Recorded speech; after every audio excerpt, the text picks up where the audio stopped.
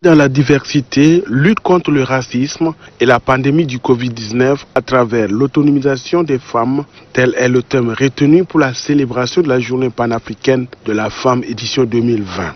Une opportunité pour les femmes de se rappeler des pionniers de la lutte contre le colonialisme, l'apartheid et de faire le point sur l'apport des femmes dans le développement de leurs pays respectifs, notamment dans la paix et le développement. Lançant officiellement les activités de la journée, le ministre de la Femme et de la Protection de la Petite Enfance a salué les efforts consentis par les organisations féminines dans le cadre de leur autonomisation.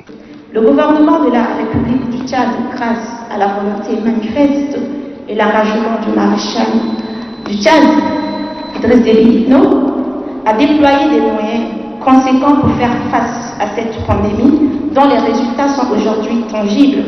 Dès lors, toutes les sensibilités et les couches socio-professionnelles féminines de l'Afrique et du Tchad se doivent d'être debout, unies, responsables et de focaliser également leurs pensées vers l'appui sans faille des efforts fournis par les gouvernements africains, dont la République du Tchad, dans le seul et unique but d'arrêter la pandémie de Covid-19.